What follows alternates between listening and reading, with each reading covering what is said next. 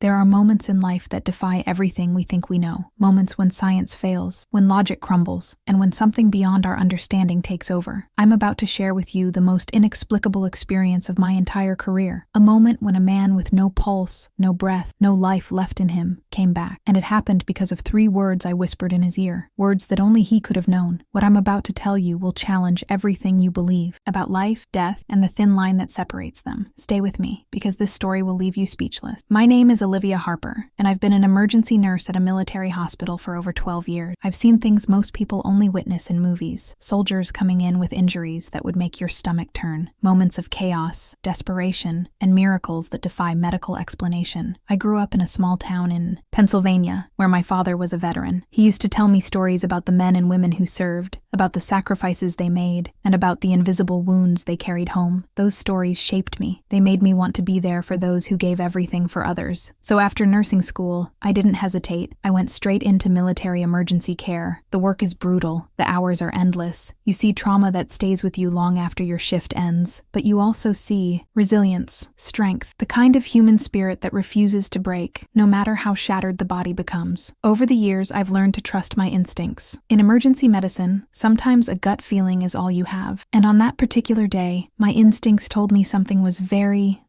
wrong. If this story has already pulled you in, go ahead and subscribe now, because what comes next is going to surprise you even more. And tell me in the comments, where are you watching this from? It was a cold November afternoon when the call came through. Incoming trauma, military personnel, critical condition. We scrambled into position, prepping the trauma bay, checking equipment, running through protocols we'd repeated 1,000 times. But nothing could have prepared me for what came through those doors. They wheeled him in on a stretcher, surrounded by paramedics pumping his chest, oxygen mask over his face, blood soaking through his uniform. He was young, maybe 30 years old, with dark hair matted against his forehead. His skin was gray, his lips were blue. The lead physician took over immediately, barking orders, checking vitals, administering medications. I assisted, doing compressions, monitoring the defibrillator, watching the flat line on the screen. We worked on him for what felt like an eternity. 15 minutes, 20, 30. The room was filled with the sounds of machines beeping, voices shouting, the rhythmic thud of chest compressions. But there was nothing. No response. No heartbeat. No breath. Finally, the physician stepped back. He looked at the clock, then at all of us. His face was grim. He called the time of death. It was over. The room fell silent. The team began to step away, removing gloves, shutting down equipment. But I stood there, staring at him. Something inside me wouldn't let go. Thank you for staying with me this far. It shows you feel the same thing I felt when I lived through all of this. So go ahead and subscribe and hit that bell, because what's coming next changes everything. Everyone else had moved on. They were filling out paperwork, cleaning up, preparing to move him to the morgue, but I couldn't move. I stood beside his body, looking down at his face. Even in death, there was something about him, something unfinished. I know how that sounds. I know it doesn't make sense, but after 12 years in this field, you develop a sense for these things, a feeling when something isn't right. I reached out and took his hand. It was cold, limp, lifeless. I squeezed it gently, as if somehow that could bring him back. And that's when I saw it. Just below the edge of his glove, barely visible beneath the dried blood, was a small tattoo on his wrist. I carefully pulled back the fabric and wiped away the blood with a gauze pad. The ink was delicate, cursive script. A name, Isabel. I stared at it for a long moment. Who was Isabel? His wife? His daughter? His mother? I didn't know, but something told me that name mattered, that it meant everything. Against every rule, against all logic, I leaned down close to his ear. My voice was barely a whisper. She's waiting for you. I said it softly, almost like a prayer. Isabel is waiting for you. I don't know why I did it. Maybe it was desperation. Maybe it was hope. Or maybe it was something I'll never be able to explain. Now I want to hear from you. Where are you watching this story from? Write it down in the comments. And if you're feeling this story, hit that subscribe button. It's incredible to see people from so many places following stories like this. For a few seconds, nothing happened. The monitor stayed flat. The room remained silent. I straightened up, feeling foolish, feeling like I'd crossed a line. But then I heard it. A single beep, faint, almost imperceptible. I froze. My eyes shot to the monitor.